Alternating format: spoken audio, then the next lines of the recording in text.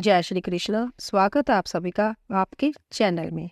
आज हम भगवान के ऐसे भक्त की कथा सुनाएंगे जो कि बहुत ज्यादा कंजूस था, जिससे भगवान खुद भी हार गए। आइए शुरू करते हैं। एक समय की बात है, एक बहुत ही कंजूस व्यक्ति था। उस व्यक्ति का नाम धनचंद था। उसके पास धन तो बहुत था, लेकिन कभी किसी को कुछ दान नहीं किया। इसीलिए लोगों ने उसका नाम दानचंद रख दिया। एक दिन की बात है, उसकी पत्नी ने उससे कहा, जहाँ से गंगा जी सिर्फ 10 कोस दूर है, सारा जीवन तुमने सिर्फ रुपया कमाया और बचाया है। कम से कम एक बार गंगा नहाओ तो तुम्हें भी पुण्य मिलेगा और कुल को भी। दानचंद ने कहा, अरे भाग्यवान, सारा पुण्य तो धन में ही है। गंगा जी नहाने से क्या मिलेगा? वहां पंडित लोग मिलेंगे तो उनको पैसा देना पड़ेगा। पत्नी बिगड़ कर बोली, अरे तुम जाओ तो सही, जरा दान पुण्य कर दोगे तो तुम्हारा क्या बिगड़ जाएगा। यदि आज तुम ना गए तो तुम्हें भोजन भी नहीं मिलेगा। बैठे रहना भूखे, अब मरता तो क्या ना करता।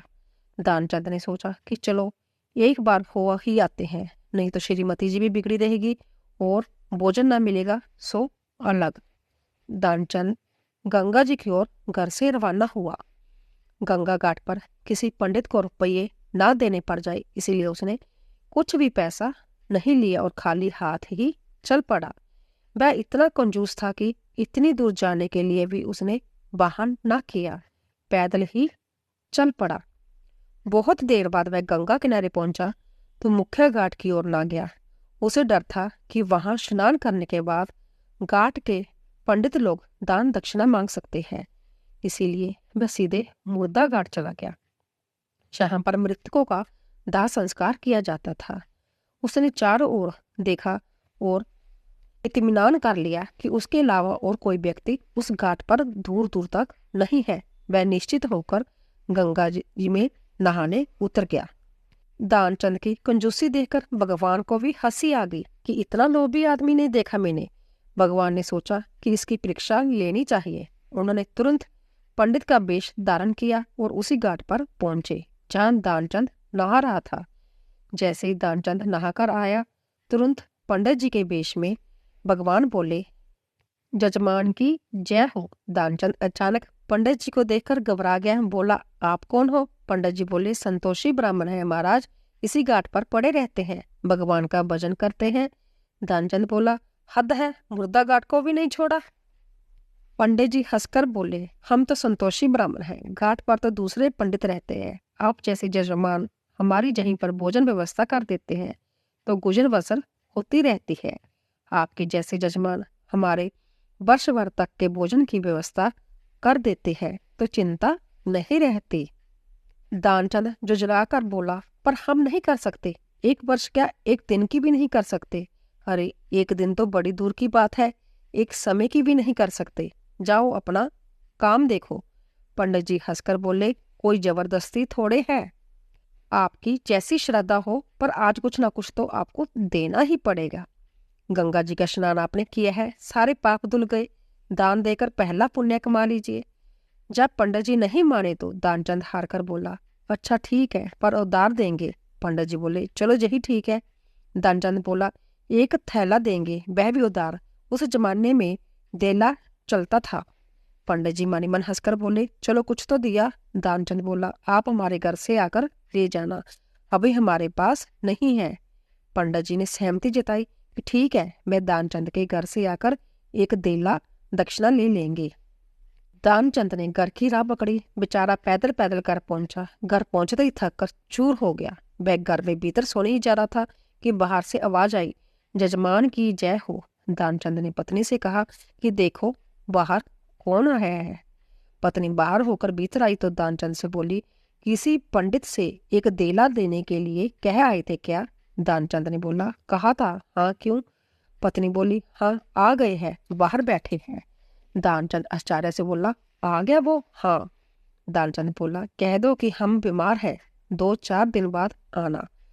पत्नी ने पंडित जी को हाल कह सुनाया। पंडित जी बोले, अरे जजमान बीमार है, दान मिले चाहे ना मिले, लेकिन हमारे संकल्प में तो वो हमारे जजमान है। ऐसे संकट में जजमान को छोड़ना धर्म नहीं है। हम नहीं जा सकते, हम भी यहीं रहेंगे जब तक जजमान स्वस्थ नहीं हो जाते। आप तो भोजन सामग्री दे दो, भोजन हम आप ही बना लेंगे। पत्नी ने अंदर आकर दानचंद को यह बात बताई। दानचंद ने माथा पीट लिया कि कैसे पीछा छुड़ाऊं। अपनी पत्नी से बोला कि जाकर कह दो कि दानचंद मर गए। पत्नी बोली, ऐसे कैसे कह दूं? दानचंद बोला, तुम जाकर कहो तो सही, हम सांस रोकर पड़े रहेंगे, पता ही नहीं चलेगा किसी को। इस पर पत्नी ने रोते हुए कहा कि अभी अभी वो तो चल बसे। पंडित जी बोले, शिव शिव शिव, क्या मर गए? यह तो बहुत बुरा हुआ, लेकिन यजमान का जब तक अंतिम संस्कार ना हो जाए हम कैसे जा सकते हैं? और आप अकेली कहाँ कहाँ किसे खबर करेगी? आप बैठो, मैं सारे गांव में खबर देकर आता हूँ। पत्नी पंडित जी को रोक पाती इससे पहले ही पंडित के रूप में भगवान बिजली की गति से सारे गांव में खबर करके आ गए कि दानचंद मर गए। लोग सचमुच इकट्ठे हो गए। भगवान को हंसी आई कि ऐसा जिद्दी नहीं देखा कि सांस रोककर पड़ा हुआ है। लोगों ने उसे मुर्दा समझकर उठाया और शव यात्रा की तैयारी होने लगी। दानचंद की पत्नी जोर जोर से रोने लगी, जय कहते हुए कि अरे जे जिंदा है, मरे नहीं। लेकिन गांव वाले बोले कि जाने वाले को कौन रोक सकता है, वह तो क्या, जय तो तुम्हारा मुंह है जो कह रहा है वह जिंदा है। लेकिन पत्नी की किसी ने एक न सुनी। दानचंद को बांध दिया और वह भी सांस रोककर बंद गया। भगवान को बड़ी हंसी आती रही कि बहुत जिद्दी आदमी है। शव यात्रा शमशान पहुंच गई। वहां दानचंद को जलाने की तैयारी होने लगी, लेकिन तब भी वह सांस रोककर पड़ा रहा कि कहीं पंडित जी को मालूम न चल जाए कि वह जिंदा है। भगवान ने सोचा कि यह मर जाएगा लेकिन देला नहीं देगा। भगवान गांव वालों से बोले कि जजमान के कान में कुछ मंत्र बोलेंगे ताकि इनको मोक्ष मिले। भगवान ने दानचंद के कान में कहा, आया हूँ बेकुंठ से तुम हित नाता जोड़, वरदान लहू कुछ मांग। जैसे ही पंडित जी ने जय कहा तो दानचंद ने सोचा कि यह तो भगवान है, और ऐसा सोचकर उसने जैसे ही आंखें खोली तो पंडित जी को पाया। उन्हें देखते ही उसने वापस आंखें बंद कर ली। भगवान ने फिर कहा, मैं बेकुंठ से आया हूँ, मैं विष्णु हूँ। भगवान बोले, हम हार गए, हम तुमसे कुछ नहीं लेंगे, तुम ही हमसे कुछ मांग लो। दानचंद बोला, एक आना छोड़ दो, बस पंडित रूपी भगवान तथास्तु कहकर वहां से चले गए और दानचंद आंखें खोलकर उठ बैठा। तो दोस्तों, आपको ये वीडियो कैसी लगी कमेंट बॉक्स में अवश्य बताना। आप सभी का धन्यवाद।